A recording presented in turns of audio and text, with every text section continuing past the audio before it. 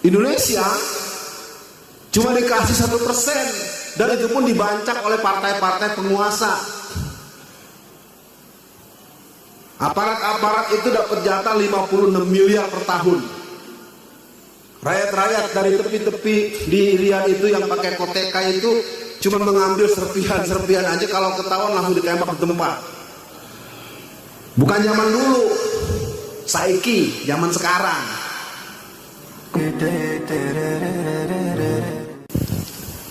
Bismillahirrahmanirrahim. Assalamualaikum warahmatullahi wabarakatuh. Alhamdulillah, asyhadu an la ilaha illallah wa asyhadu anna Muhammadan abduhu wa rasuluh. Allahumma sholli ala Muhammad wa ala ali Muhammad. Kembali ke cover depan dulu, orang enggak berantakan di sini. Anda ngerti enggak? Nah, ini. Nah, kalau nggak bisa udah biar aja. Penyelaman. Pertama buat para jamaah, hari ini tentu kita tetap ada pada posisi berserah kepada Allah Subhanahu wa taala. Keadaan kita memang tidak baik-baik saja. Alam juga terjadi banyak turbulensi dengan suasana yang membuat kita memang harus lebih menyadari betapa lemahnya kita. Sesungguhnya untuk pembahasan materi ini saya menyiapkan 3 materi karena saya tidak sempat bisa berkomunikasi secara detail dengan panitia pengarah yang saya duga bisa saya konsultasikan. Tapi sesungguhnya lebih bersifat pilihan saja. Ada saya menyiapkan 3 senjata penghancur Islam. Materinya cukup panjang, dan yang kedua materi yang berhubungan dengan tema yang disampaikan tentang bagaimana persoalan-persoalan yang berhubungan dengan pengelolaan pendidikan anak. Jadi kali ini kita akan membicarakan dari hati ke hati terhadap situasi yang sebetulnya sudah sangat parah. Maka saya mencoba memilihkan materi yang 1 dari 3 yang sempat saya olah semalam. Ya, sampai tengah malam saya masih mencoba untuk berpikir bahwa hari ini kedatangan seorang Alfian Tanjung tentu harus menjadi lebih familiar, karena kota Solo telah menjadi tempat yang akan dominan dan kerap kali saya bersama dengan masyarakat di sini. Dan tentunya kita sama-sama mendoakan semoga saudara-saudara kita yang sedang sakit hari ini mereka akan disembuhkan oleh Allah Subhanahu wa taala, dan mereka yang sedang dirawat di rumah sakit atau yang mulai terdengar terkena virus corona, semoga Allah juga bisa memberikan dia kekuatan dan kesembuhan. Kalau sampai juga hal lain yang didapatnya, saya hanya ingin menyampaikan pesan supaya kita juga jangan terlalu banyak mengumbar kepada publik. Kasihan keluarganya gitu. Ya memang itu dia tidak mau begitu. Saya ada mendapatkan satu situasi dalam sebuah grup sampai ditegur, udah ya Bapak ini sudah meninggal, ya sudah kita berdoa saja. Baik, kita masuk saja. Pembicaraan kita kali ini akan kita masuk pada spektrum yang lebih serius, bahwa sesungguhnya kalau boleh saya menyampaikan, materi ini adalah materi yang saya sampaikan sejak tahun 2005. Terus terang saja, tidak berubah. Sejak 2005 materi saya berikan ketika saya memulai perkuliahan. Jadi ketika kalau di kampus, mahasiswa mata kuliah apapun, program apapun, saya akan mengawali dengan menyampaikan materi ini. Ketika saya kemarin di penjara selama 29 bulan, ya tentu saya tidak cukup ingat. Jadi ketika saya punya alat bantu, saya mulai bisa memanggil kembali memori dan kita coba tampilkan. Kepada Bapak moderator tentu nanti akan memberikan kawalan dalam proses pembahasan kita. Intinya pembicaraan kita hari ini memang pembicaraan yang menuntut kita untuk menyadari kalau dalam ilmu penjajahan kita ini udah dijajah tapi nggak berasa. Ini yang saya kebingungan ngomongnya jadinya.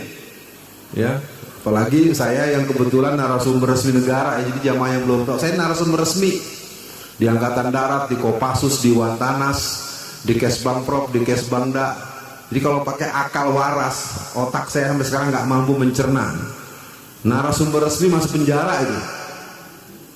Kecuali kalau saya masuk ngambil posisi oposisi, posisi underground atau posisi separatis, posisi yang lain-lain.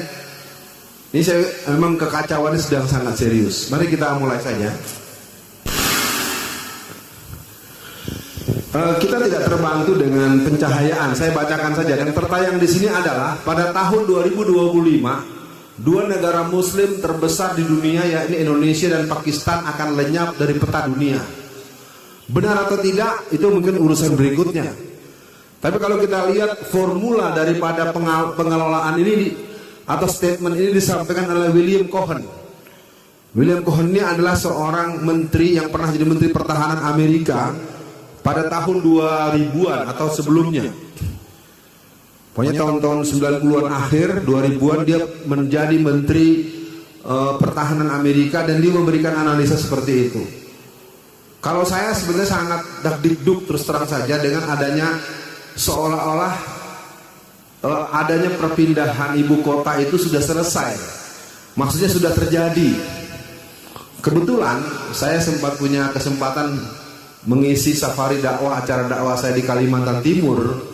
Yang namanya Penajam itu adalah sebuah daerah yang sangat polos, masih ya polos total, dan banjirnya itu setinggi langit rumah. Saya nggak ngerti ya. Dan kita nggak boleh ngomong begini. Saya tahu omongan saya pun nanti mungkin akan dicatat lagi, direkam lagi, dilaporin lagi gitu. Saya cuma heran aja kenapa kok kita tega gitu. Ya, oke, saya tidak mau bahas itu karena memang penjajahannya sedang berlangsung. Saya ulang saja. Pada tahun 2025, dua negara Muslim terbesar di dunia, yakni Indonesia dan Pakistan, akan lenyap dari peta dunia. Saya tidak bisa menjelaskan karena ini memang ada program NDI, ya, yaitu 2015, 2020, 2025, 2030. Dan bahasan kita bukan ini. Kita akan coba memahami ada apa dengan negeri kita dan selanjutnya kita perlu memahamkan. Yang pertama, Indonesia kita di persimpangan jalan. Secara tulus saya katakan, apa yang saya sampaikan ini adalah sudah saya bahas sejak 15 tahun yang lalu. Kadang-kadang saya kalau buka materi ini lucu nih, bahas ini udah saya ulang-ulang. Bahkan mahasiswa sampai tanya, Pak, ini mata kuliahnya gak ada hubungan. Tapi setelah berlalu sampai memasuki tahun 2020 ini, saya lihat semakin serius. Dikuasai sumber daya alam kita oleh pihak asing. Saya ingin mengajak para jamaah semua, para ibu bapak yang ada di sini. Penguasaan ini terjadi tanpa perlawanan, bahkan kita menjadi bagian daripada proses penguasaan itu. Ambil contoh. Kalau ada anak mahasiswa S3 mengambil program metalurgi, planologi atau proses eksplorasi alam. Yang saya sering dengar, kalau ada orang kuliah di luar negeri, dia senang, apalagi di Amerika, di Eropa, dia gila. Kenapa? Karena dia dapat beasiswa. Bahkan ada teman saya pernah saya tahu dia diberikan biaya hidup 2 miliar selama 1 tahun. Terdengar besar, tapi dia membuat disertasi program karya ilmiah akhir S3-nya itu adalah memuat tentang peta tambang emas Indonesia. Wah, saya bilang kalau goblok itu. Akibatnya apa? Dia nggak ngerti, dia lagi dikerjain. Anaknya suruh datang, dikasih uang 2 miliar per tahun, rumah mewah, pokoknya pusat penginapan, wah mewah. Selesai dia buat disertasi itu dikasih nilai A. Kalau dulu 100, pangkat 100. Nggak ngerti, saya ingin katakan pada semua yang hadir di sini. Negara-negara Eropa itu, apalagi sekarang kita sudah dapat gelar negara maju. Ya. Kalau orang nggak ngerti strategi lawan, gila. Ketika kita mempunyai posisi negara berkembang alias negara miskin, konsesi atau prosentase pengiriman barang kita keluar itu cuma kena ces 5%. Ketika kita sekarang merasa bangga, ini kan kerjaan Amerika. Kerjaan negara Zionis, Freemason, Illuminati, Bavaria. Ini pemerintahnya lagi rumongso. Oh, negara kita negara maju. Padahal dengan menjadi negara maju itu, sekarang proses konsesi dan persentase pembayaran ekspor itu maju 20%. Wah, saya nggak paham. Memang karena kita tidak terlatih dengan diplomasi internasional, pola relasi politik internasional, akibatnya ya sudah. Yang pertama, udah jeblos. Apa mau diomong sekarang? Freeport itu adalah sebuah sumber daya tambang emas yang dikelola sejak tahun 1958 oleh sebuah perusahaan Amerika. Sejak tahun 1962 sampai 2012 dia mendapatkan keuntungan 362.350.012. Indonesia cuma dikasih 1%, dan itu pun dibancak oleh partai-partai penguasa.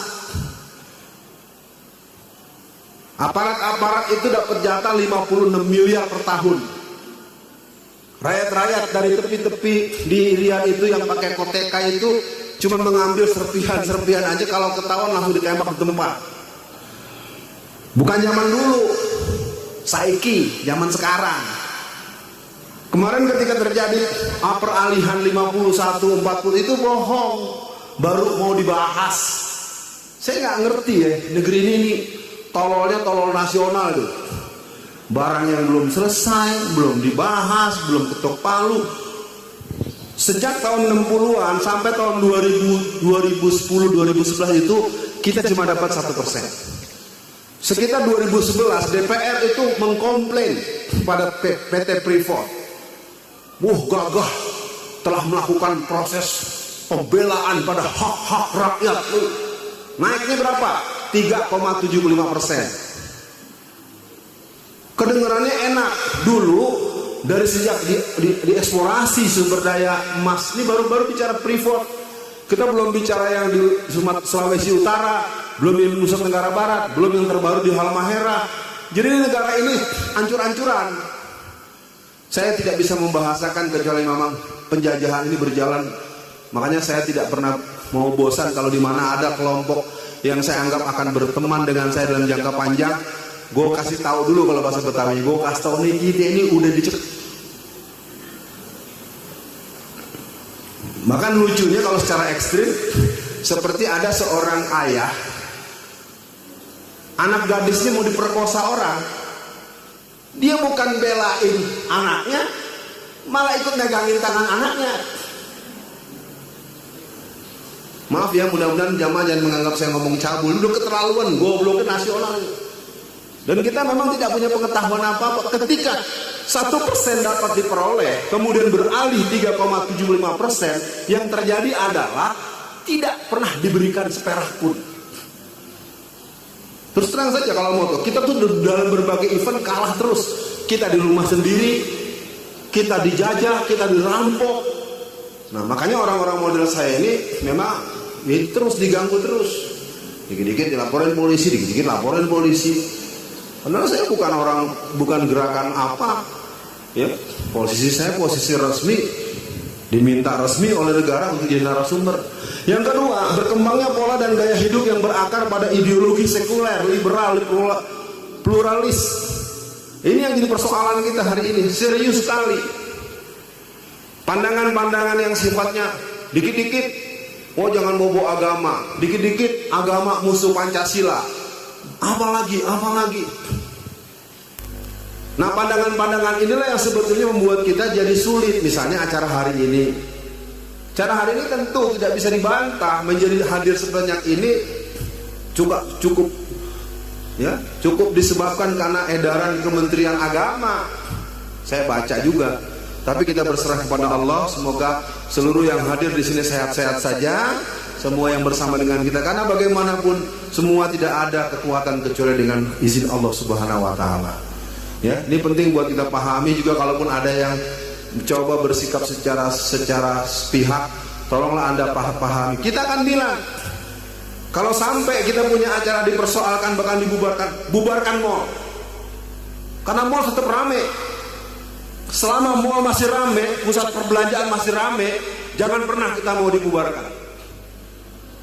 Ya, kita kan lawan, gitu ya moderator ya. Saya ngambil bocoran dikit ini ya. Tadi ngobrol-ngobrol dengan moderator. Yang ketiga, penguasaan sentra-sentra strategis bangsa kita oleh tirani minoritas.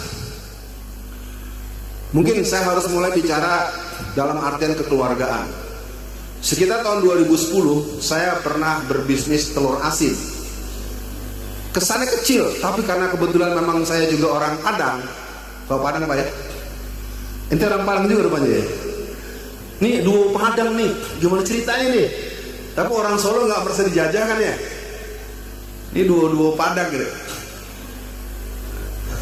Waktu itu kita produksi telur asin. Karena memang saya relatif sudah luas jaringan, ada telur itu berkembang cepat. Ketika permintaan semakin banyak, saya tidak bisa beli telur.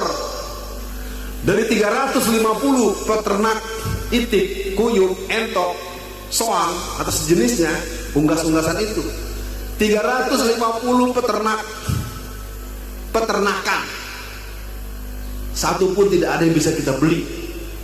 Kenapa? Karena setiap peternakan itu sudah dikunci oleh para pengusaha-pengusaha Cina.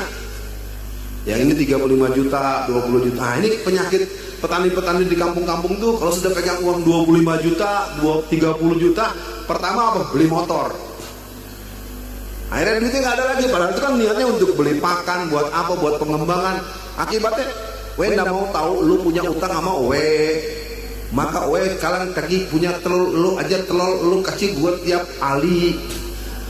Akhirnya ketika saya pernah kan terus terang saya kembangkan, waktu itu saya kembangkan menjadi supplier telur ke pedagang-pedagang martabak telur segala macam. Ditantang sama pedagang, Ustaz, kalau bisa datangkan 200 butir setiap malam, saya langganan. Ternyata satu pun susah Pak. Karena setiap datang ke situ nggak bisa, semua takut karena dia di sini 25 juta, 15 juta, 35 juta, 40 juta. Akhirnya pengembalian itu diekuivalenkan dengan uang yang 35 juta itu harus bayar dengan telur, dan harga telurnya ditentukan oleh si pembeli.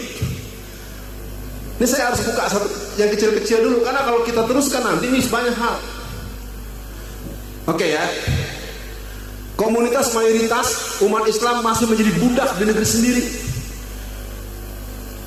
Saya pernah menjadi ketua Majelis Syuro 5.000 masjid Tangerang Raya, yang sampai sekarang saya itu marah setiap ada konflik, apakah dengan pendeta gara-gara kasus agama, apakah dengan orang Hindu Buddha gara-gara soal kandang babi.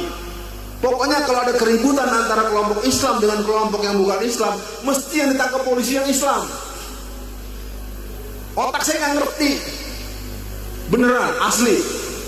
Satu hari sekitar tahun 2008 ke rumah saya dikirimkan BAP penangkapan ketua masjid. Ceritanya bermula daripada ketika pemuda gereja datang ke masjid, entah tujuannya apa, diawali dengan dia menggergaji gembok masjid, gerbang masjid di luar tuh digergaji semua jam 2 pagi. Masuklah dia ke tengah masjid menggunakan motor. Kalau istilah anak-anak tuh ngetrek gitu lah.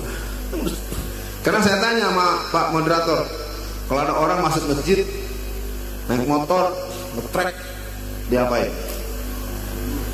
Ya oke, paling tidak kita tempeleng kan. Tempeleng itu jadi pasal. Karena ketika anak itu masuk ditempeleng, pihak gereja langsung cari polsek terdekat, ditembak dengan duit 200 juta. Jadi berbalik, langsung kompresi pers, anarkis, telah terjadi pemukulan. Masyarakat kan tahunya yang di koran, sama dengan yang dialami oleh FPI. Ya, saya ini badan ahli front, saya di DPP pusat FPI itu saya badan ahli, kalau kata bahasa bagian tim pemikir. Kita kadang-kadang belum bisa menjelaskan pada masyarakat. Yang terjadi gini, ketika FPI menegur sesuatu, kita kirimi surat, kita kasih tahu melanggar pasal sekian, kita beritahu melanggar ayat ini, undang-undang pasal sekian. Belum sampai langsung dihadang oleh preman-preman yang berbayar. baik dengan samurai, baik dengan linggis segala macam. Kita datang baik-baik, disikat dengan golok, dengan linggis, dengan pedang segala macam. Ketika kita membalas, langsung keluar televisi. Pemirsa, inilah dia Front Pembela Islam telah sedang melakukan gitu. Masyarakat nonton yang ini kan. Dia nggak tahu bahwa sebelumnya kita udah datang baik-baik diserbu. Nah, proses pemainan seperti itu terus menerus. Nah, saya ajak para jamaah semua, nanti kita akan kembali ke rumah kita masing-masing.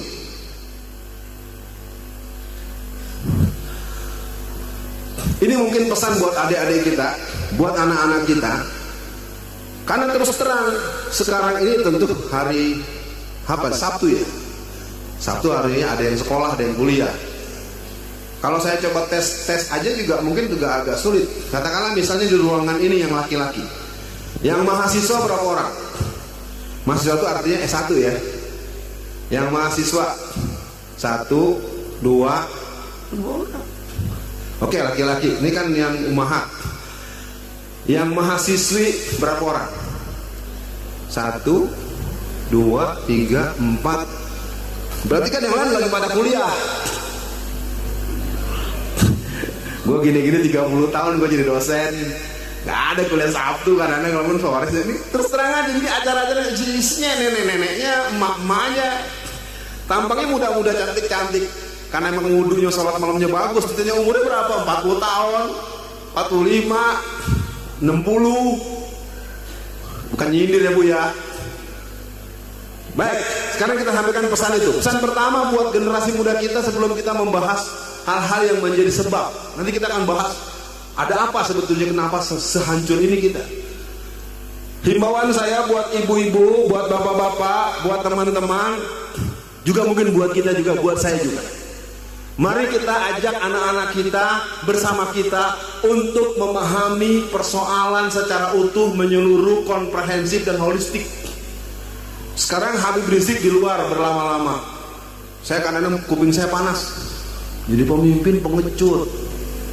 Umatnya di sini pun, nah kan nggak tahu persoalan. Nggak boleh begitu. Kita nggak boleh sembrono. Nggak mungkin Habib Rizik ambil sikap seperti itu. Oh, Ustaz Alfian di penjara. Iya, jadi Ustaz nyebar fitnah. Gini. Saya tahu. Tapi ketika udah ketemu ngobrol begini, ternyata nggak begitu. Yang kedua, kepada adik-adik melalui ibu-ibu di sini, melalui kakak-kakak di sini, agar mempunyai kesiapan secara pribadi dalam artian yang seluas-luasnya, kesiapan kolektif jamaah generasi muda Islam. Karena saya lagi masih punya mimpi jamaah subuh itu jamaah milenial, ya, subuh berjamaah se-Solo Raya, isinya anak umur 17 tahun sampai 25 tahun. Wah, keren. Ibu-ibu bagian nyiapin makan sarapan pagi. Saya yakin setuju ibu-ibu. Iya. Nah, dulu saya ingat zaman-zaman saya SMA tahun 80-an.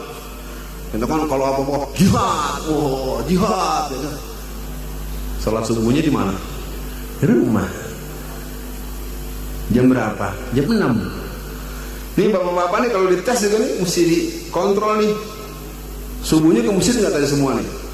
Boleh nggak saya mengatakan yang ada di sini 100% ke masjid sholat subuhnya? Boleh ya? Mudah-mudahan betul. Sekarang ibu-ibu yang punya anak muda, yang punya anak remaja, yang punya suami, apa dijamin suami-suaminya sholat subuhnya ke masjid? Alhamdulillah. Mendingan saya dijamin aja dah. Membangun jaringan perlawanan secara sedemikian rupa sehingga kekuatan yang terbangun bisa menjadi kekuatan yang bersifat nasional dan bahkan internasional. Saya sampai sekarang belum punya pemahaman kenapa di seluruh, terutama tempat saya tinggal selama ini di Tangerang Raya itu, tidak ada satupun masjid yang remaja masjidnya hidup. Kalau giliran udah kuliah, saya kan udah kuliah Ustaz. Kalau dia udah nikah, saya udah nikah. Tapi giliran geng motor, udah umur 80 tahun juga masih jalan aja.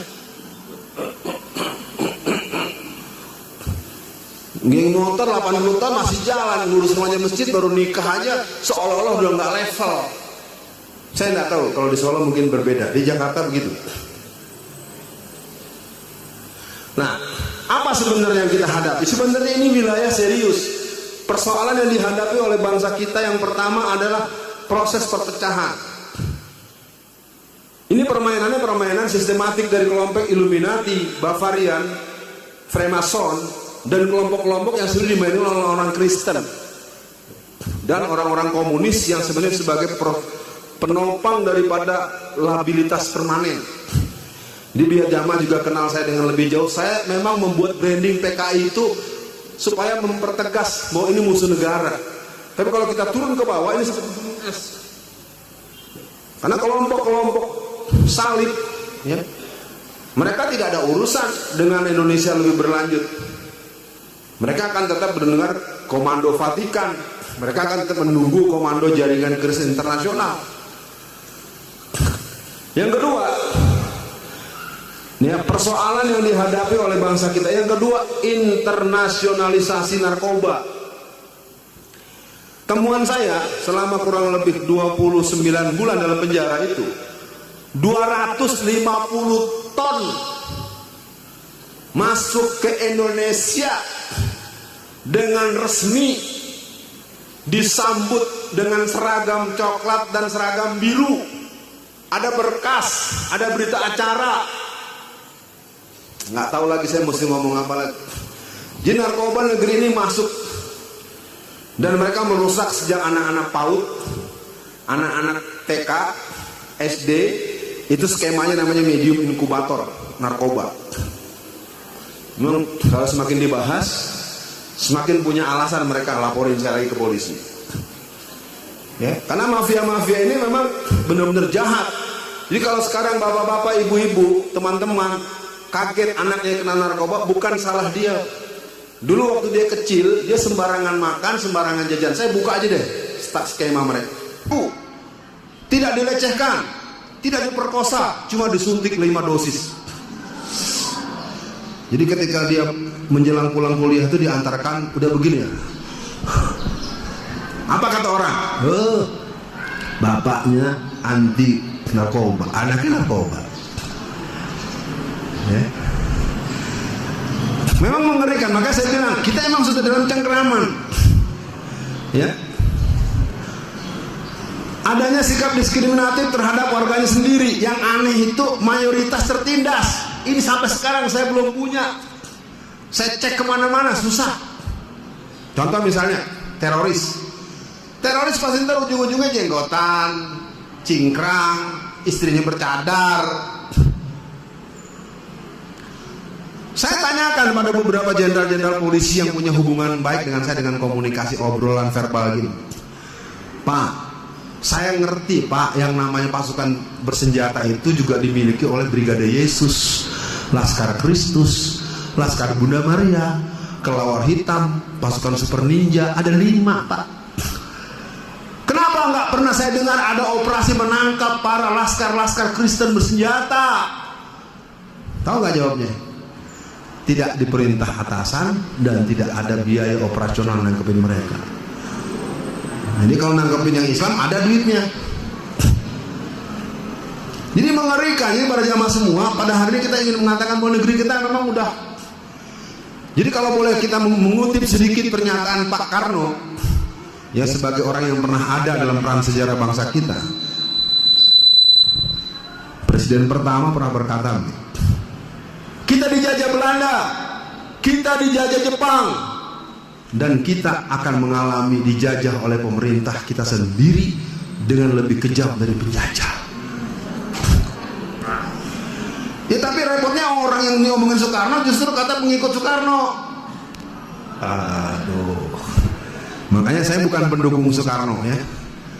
Man saya karena orang pernah ngomong begitu, ayo deh. Apa nggak dijajah? BPJS belum bayar, BPJS dikejar-kejar. Enggak, jadi anggota BPJS dikejar-kejar suruh masuk BPJS. Astagfirullahaladzim. Ya, jadi kalau jamaah yang belum paham, itu di kampung-kampung di beberapa daerah banyak yang stres masyarakat. Enggak ikut BPJS, suruh ikut BPJS. Sudah ikut dikejar-kejar, suruh bayar. Jadi kita tuh dijajah dengan terang-terangan. Ya. Saya nggak tahu kalimat apa yang bisa diinikan. selalu mengarahkan bangsa untuk menjadi negara yang berketergantungan di segala bidang. Saya nggak ngerti ya, semua yang namanya garam impor, apalagi bumbu dapur impor, gula impor, beras impor. Yang kalau sampai itu Pak Budi Waseso Buas yang pernah jadi ketua BNN, jadi kalau tadi ada yang nanya, Ustadz dari mana datanya? 250 ton tiap tahun itu masuk ke Indonesia atas penjelasan resmi di hadapan publik oleh Bapak Jenderal Budi Waseso sebagai ketua BNN. Saya ada lembaran makalahnya, lembaran wawancaranya. Ketika si Menteri Perdagangan impor beras dari luar negeri, di Bulog itu masih ada beras sebanyak 1,5 juta ton. Coba bayangkan, kita punya tapi terimpor. Kenapa? Ya karena semua partai kebagian. Jadi ngeri negeri kita nih memang udah ampun-ampun. Makanya saya sendiri ya dalam bahasa saya sempat bilang juga pada istri saya, ini saya materinya yang mana nih? Saya punya 3 materi, tapi memang ini waktunya tinggal 20 menit mudah-mudahan selesai. Biar tanya jawabnya agak banyak kan dikit. Apa yang bisa kita lakukan? Saya minta kepada semua dengan cara sendiri, mari kita membuat kelompok-kelompok kecil, satuan perlawanan. Minimal kita mulai melawan itu penting, supaya kita jangan nanti disembelih tanpa mengerti ada apa. Karena yang namanya Syiah itu sudah menimbun ratusan ribu pedang-pedang di Wonosobo, ya. Pasukan Pasdaran di Sulawesi, di Kalimantan, di Pekanbaru. Kenapa saya tidak pernah bahas itu? Karena nanti kebanyakan pasal. Udah ngomong PKI aja gue masuk penjara, ngomong Syiah lagi, ya, belum ngomong LDI, ya. LDI nggak ada yang berani bahas. Kenapa? Karena setiap yang membahas LDI pasti diserbu. Namanya Senkom tuh logo seperti logo polisi, ya. Udahlah, ntar dibahas-bahas lagi. Satuan perlawanan artinya apa? Kita semua sadar, kita jangan biarkan, jangan sampai negeri kita seperti yang dialami oleh Angola. Tahu Angola, Pak? Angola sebuah negara di Afrika pada tahun 2017 mengumumkan bahwa Angola tidak membolehkan masyarakatnya beragama karena utangnya banyak dengan Cina. Atau Zimbabwe itu dilepaskan hutangnya oleh Cina dengan syarat mengganti mata uang. Kita ini menyerahkan nyawa rakyat kita. Udah tahu sumber corona dari Wuhan, dari Cina. Sekarang kalau yang dari Cina, baik yang masuk mau yang keluar, kagak apa-apa. Bayangkan itu, dengan terang benderang ingin membunuh rakyatnya. Nanti kalau ini dicatat lagi ada yang tidak, laporin lagi, gitu terus. Jadi otak kita udah nggak boleh dipakai. Sumber penyakit di tempat A, di tempat B, di tempat C, di tempat D. Yang lebih parah di tempat D. Nah, dari tempatnya kita nggak boleh mempersoalkan. Rupanya presidennya dari Solo ya, bukan dari orang Padang ya. Orang Solo tanggung jawab di akhirat loh. Telah menyerahkan orangnya ke sono. Bapak ini bilang saya nggak milih. Bapak ini bukan saya nggak ngomong soal gituan. Jadi nomor 2 ini bisa sweet ya. Mungkin kita bisa awali dengan gerakan penyadaran, gerakan penguatan. Nah kalau yang ini mungkin pembicaraannya mungkin kembali kepada standarisasi normal aja. Karena kalau kita bicara Ahririyah atau Tahririyah atau bicara Al-Hurriyah, nanti orang maknanya oh Hizbut Tahrir nih. Enggak, saya tidak ingin masuk pada wilayah. Saya ingin mengajak buat kita para jamaah semua tidak bisa membiarkan, jangan bilang negeri kita aman. Tidak aman. Saya sering bertanya walaupun belum punya jawaban sampai sekarang. Kalau mudah-mudahan sekarang ada yang bisa jawab. Siapa yang bisa belikan saya 2 bungkus saja Alhami dan Salami? Apa tuh? Kan gitu. Ya kenapa bisa bilang apa tuh? Itu adalah mie instan yang dikeluarkan oleh kelompok muslim. Kenapa bisa tidak laku? Kenapa Anda tidak pernah dengar? Kenapa Anda? Bukan salah kita, itu dikunci habis. Kenapa masyarakat hanya tahu koran Kompas? Apa itu Kompas? Komando Pastur. Merek yang lain, tadi kan Alhami dan Salami. Merek yang lain titik-titik dan titik-titik. Itu satu hari untungnya 2 miliar. Koran Kompas dibagi gratis aja setiap hari itu keuntungan 500 juta. Makanya Pak, kalau ucapnya Alfian Tanjung juga semua nih orang nih. Itu sebenarnya begini para jamaah, saya ingin mengajak kita semua ambil bagian aja, kita ambil bagian. Yuk, mudah-mudahan bisa lebih cepat selesainya. Apa yang maksud dengan perlawanan? Baik di tingkat pusat maupun di daerah, hal ini bisa ditempuh melalui kelompok-kelompok kajian. Udah bagus nih, berupa kelompok diskusi maupun gerakan-gerakan lokal disantuni oleh kelompok pemikir. Hal mana antar kelompok pemikiran, kelompok pelaksana di lapangan memiliki hubungan simbiosis mutualistis. Kita harus mulai buat kecil-kecil, nggak apa-apa kelompok. Jadi kajian-kajian jangan pernah berhenti, walaupun yang punya liko 8, 9, 20 terus rutin. Ibu-ibu alumni SMA-nya dulu, teman-teman wali murid, wali santri, apapun namanya. Terus, karena bagaimanapun ini nanti akan ada gunanya. Satuan perlawanan cukup. Apa yang mesti dengan penyadaran? Dilakukan melalui jalur pendidikan, diperankan secara luas, di penggunaan kelembagaan pendidikan formal, pusat-pusat kajian, majelis ilmu, tempat berkumpul masyarakat. Aktivitas dilakukan gerakan perlawanan sesuai dengan tingkat persoalan yang dihadapi dan teritorial dan kompleksitas. Saya pikir Kulon Progo udah dipelajari aja tuh, bagus betul. Masyarakatnya wajib beli di situ, beli beras di situ. Jadi masyarakat itu petani-petaninya makmur, tukang kecapnya maju, jualan sabunnya maju. Padahal cuma satu kabupaten kota. Sebenarnya ini yang punya bakat seperti ini Pak Anies Baswedan, tapi Pak Aniesnya dimusuhin terus, diuyak-uyak terus. Ya, mereka kebingungan nggak bisa nyalonin presiden. Ya, mungkin nanti Gibran jadi presiden cocok banget ya. Setuju? Wali kota ya Pak.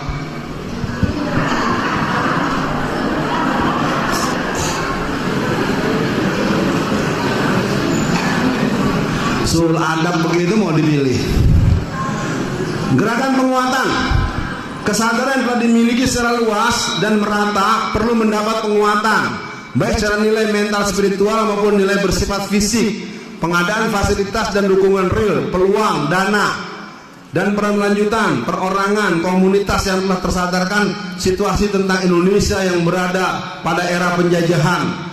Bisa melakukan tindakan lanjut yang terarah, memiliki rumusan tujuan yang lebih fokus, jelas dan realistis. Misalnya, saya punya teman itu anak-anaknya disekolahkan ke Cina, gitu. Contoh-contoh kecil tuh. Jadi ibu juga begitu tuh. Apa nih? Yang ini ahli apa? Contoh ya. Kenapa perusahaan-perusahaan Cina tidak pernah mengeluh dengan pajak? Ya, karena pengusaha-pengusaha pribumi suka kelabakan, tahu-tahu ditotok dengan pajak yang tinggi. Orang Cina itu punya dual account. Jadi dia bikin pembukuan untuk yang dilaporkan kepada Dirjen Pajak itu, misalnya keuntungannya cuma 10 miliar. Nanti dia punya lagi, biasanya agak tua tuh, yang tampang seperti gembel. Dia tuh bisa pembukuannya pakai bahasa tulisan kanji. Itu ternyata aset sebenarnya ada sampai 12 sampai 15 triliun. Jadi yang dilaporkan ke sana cuma 10 miliar, dia punya 12 itu. Ya, biar tahu aja. Makanya orang Cina nggak pernah ngeluh dengan panggilan kita yang beli bumi. Kebingungan, bayarnya mahal, apa-apa dipajakin, sampai nasi bungkus dipajak. Yang mengerikan nih, Menteri Keuangan akan membebaskan pajak buat orang yang gajinya 16 juta ke atas. Tapi kalau yang gaji 4 juta dipajak. Udah paling cakep. Indonesia paling cakep dalam urusan menyengsarakan rakyatnya, udah keren nah. Ya. Knalpot, kena pajak. Saya nggak tahu nih orang-orang pada gila semua, pada kebanyakan makan virus corona ya. Mendingan kita doain aja kali biar pada mereka yang kena ya, kita jangan ya. Ya gimana ya, nggak boleh ya dalam agama ya. Nggak boleh Ustaz ya, dosa ya Ustaz ya. Oke, jadi artinya silakan pikirkan masing-masing. Sekolahkan anak, tapi tentu dikontrol. Yang juga bisa diakses tuh ke Turki. Ya, saya kemarin ngisi pengajian ibu-ibu, ada kajian ibu-ibu itu ternyata di Turki satu semester anak S1 itu cuma 3,9 juta rupiah. Saya bilang murah amat. Karena memang semuanya diprotek. Nah, kalau warga asli Turki dari SD kelas 1 sampai tamat S3 gratis total. Ya. Turki itu punya perguruan tinggi yang terbaru aja 116 buah yang kualitasnya go internasional. Dan dia punya program hafiz 10 juta anak tanggungan pemerintah. Ya, ini hafal Quran nggak, kita bikin pesantren hafal Quran kebingungan nyari duit, batanya belum dibangun, ustadznya belum gajian, ya. Bukan nyindir, bukan, beda kalau di Turki itu APBN, APBN-nya langsung, jadi hafal Quran itu langsung di backup oleh pemerintah. Oke ya, mudah-mudahan bisa selesai. Ini mungkin sebagai bentuk penegasan. Dimaknai dengan kemerdekaan tentu kita jangan sampai kita jadi asing di negeri sendiri.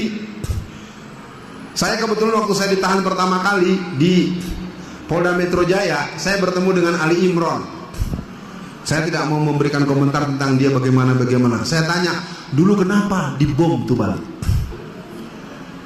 Jadi ada sebuah daerah di Bali itu, dia buat semacam tulisan atau semacam poster atau spanduk. Apa tulisannya? Pribumi dilarang lewat. Nah, masyarakat kan nggak tahu karena kita tidak pernah mengerti sebabnya apa. Kalau yang ngerti bener bagus juga tuh dibom gitu. Kalau yang ngerti kan, kalau kita kan nah jangan lah, ngebom tuh nggak boleh, ya kan gitu kira-kira. Tapi saya tanya, kenapa saat dulu sampai dibom? Jadi memang kelompok-kelompok Cina, kelompok kita tuh nggak dianggap. Karena apa? Pejabat-pejabat kita, aparat-aparat kita, orang-orang yang punya posisi penting semuanya ada dalam ketiak mereka. Semua berhenti.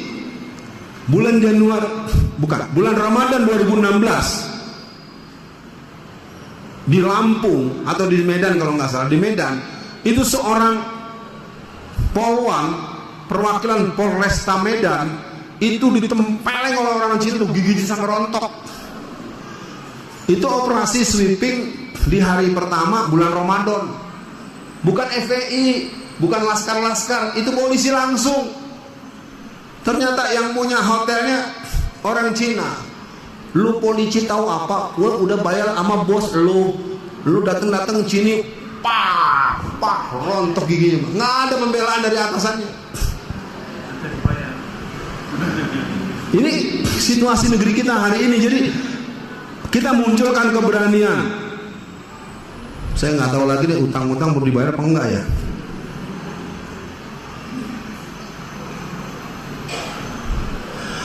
Akhirnya semua akan tergantung pada kita. Nih jiwa kepahlawanan ini yang mungkin perlu dibangun minimal di rumah dulu deh. Ayo yang laki-laki berperan sebagai laki-laki, pimpin keluarganya, pimpin sholat 5 waktunya. Jangan bapaknya duduk-duduk baca koran, anaknya suruh ke masjid. Ya. Baru pulang kerja. Kamu ke masjid. Ya, jadi banyak anak yatim di masjid itu. Ada anak-anaknya ke masjid, bapaknya di rumah. Ketika para pendidik telah berdiri tegak memerdekakan bangsa, maka para siswa, mahasiswa, masyarakat akan ikut bersama karena mereka akan diajak menjadikan kita semua merdeka dan sebenar-benarnya kemerdekaan. Tentu materi ini terlalu umum, paling tidak sebagai inspirasi buat kita yang ada di sini. Ya, saya pikir begitu saja. Nanti kita bisa bicara lebih jauh. Karena masalah negeri ini sudah terlalu parah dan saya berharap buat semua yang hadir, siapapun dia dan dengan niat apapun, memahami bahwa negeri ini adalah negeri kita bersama. Saya cukupkan dulu.